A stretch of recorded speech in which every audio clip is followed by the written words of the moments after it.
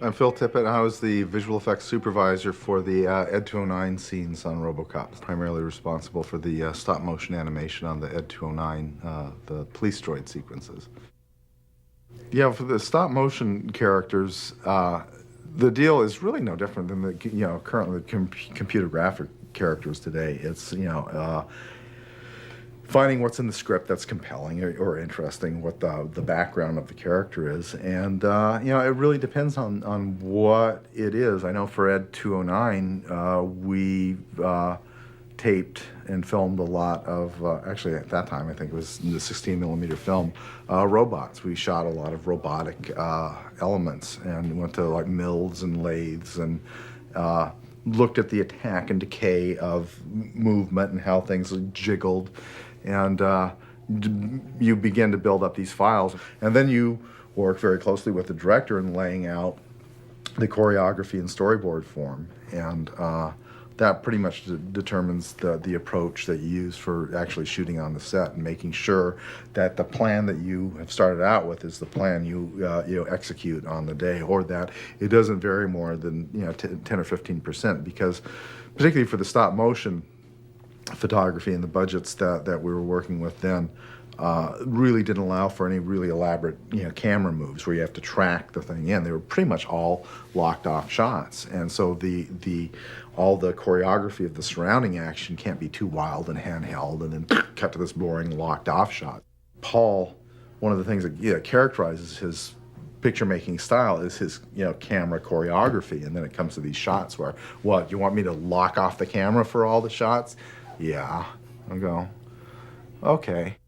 Because of the budgetary constraints that we had, he was very reasonable at collaborating and allowing the structure of the scenes to be determined by the limitations of the technology. And at the time, stop motion animation was kind of a tricky thing. There were certain kinds of things you did with it and certain kinds of things you didn't do with it. And the plan, as we had developed it, was to structure the scenes around a large-scale prop that just stood there for the dialogue scenes, and a stop-motion model for the action and ambulatory scenes.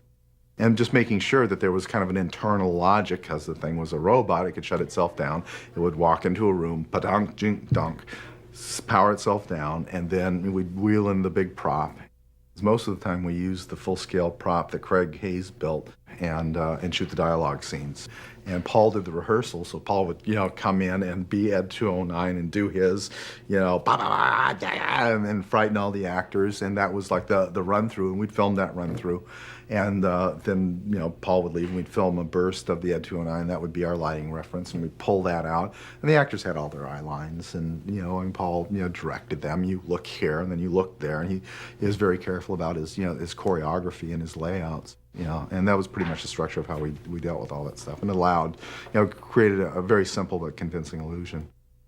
That's all very important.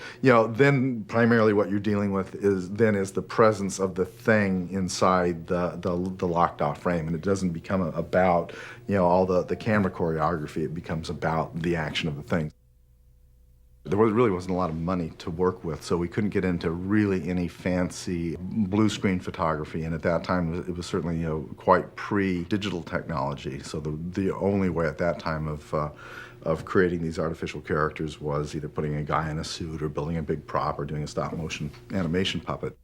So I was a big proponent of unearthing a lot of the Ray Harryhausen techniques. Having worked for a number of years at Lucasfilm, most of the work and the compositing that was done there was via blue screen, and it's a very kind of a strange and personal way of working, where you have to imagine what you're shooting against a nondescript blue screen. But with rear screen photography, which is what we used on RoboCop, it was a development of the animation process that Ray Harryhausen used from Sinbad on, which you shoot a photographic background plate, project it onto a translucent screen, build a stage, put your puppet in front of that, stop motion puppet in front of that, light that puppet so that it matches the background, and have any foreground objects that you need to, and shoot that. Now there's a whole litany of different tricks that you can apply to create masks that break up the actual photographic background that you've shot, that allows you to place the character within the photographic background. And that means shooting through panes of glass that you've painted out black, or doing paintings on glass that you've lit to match. And all of the ROBOCOP photography was done with VistaVision background plates, a large 8x format that we were very careful in designing, as all reproduction, photographic reproduction, gains contrast and grain and color distortion.